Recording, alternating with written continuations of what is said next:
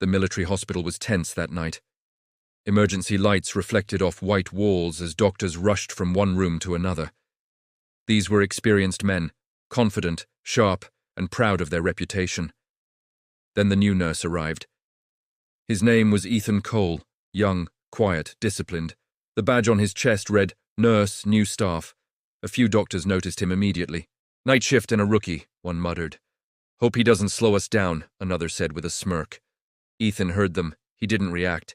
He checked the equipment, organized supplies, and stood ready.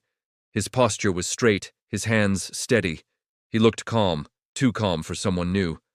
Suddenly, the doors burst open. "Emergency case," a voice shouted. A stretcher rolled in fast. On it lay a Navy SEAL commander, badly injured, blood-soaked uniform breathing unevenly. Even unconscious, his presence filled the room with authority. Doctors rushed in. "Vitals dropping! Possible internal bleeding. Prep for surgery." Ethan moved automatically. He adjusted oxygen, checked the IV, monitored the pulse. His movements were smooth and confident. A senior doctor noticed and snapped, "A new guy. Step back, don't interfere." Ethan nodded and stepped aside. Minutes passed. The commander's condition worsened. The heart monitor beeped faster. "This isn't working," one doctor said. "We're losing him." Ethan hesitated, then spoke calmly. "Sir, pressure here could slow the bleeding. The injury matches internal vessel collapse." The room went quiet for a second. Then a doctor scoffed. "Stick to assisting. Leave decisions to us." Ethan said nothing. The alarms grew louder. "BP crashing. Cardiac instability." At that moment, the commander's eyes slowly opened. Barely conscious, barely alive. His eyes scanned the room and stopped on Ethan. With visible effort, the commander raised his right hand and saluted. The room froze. Doctors stopped moving. No one spoke. A wounded Navy SEAL commander was saluting a new nurse. The commander whispered, his voice weak but clear. "Medic, didn't expect to see you here."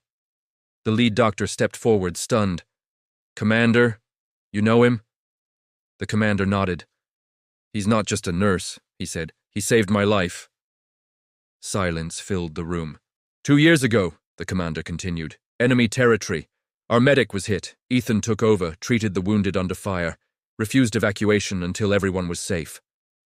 All eyes turned to Ethan. The lead doctor asked quietly, "Why didn't you say anything?" Ethan replied calmly, "My rank changed, my duty didn't." The doctor turned sharply. "Follow his instruction. Apply pressure now." They did. Slowly, the bleeding stabilized. The monitor calmed. The commander's breathing improved. The room exhaled in relief. Hours later, after successful surgery, the lead doctor approached Ethan. "I judged you wrong," he admitted. "We saw a badge, not the man." Ethan nodded. "No hard feelings, sir." The next morning, respect replaced mockery. Doctors greeted Ethan with nods. No jokes, no doubts. Before being transferred, the commander asked to see Ethan. When Ethan entered, the commander struggled but managed to sit upright. He raised his hand again. Another salute. "This one," he said, "is from a soldier to a brother." Ethan returned the salute. Different roles, same mission, and from that day on, no one in that hospital ever mocked the new nurse again.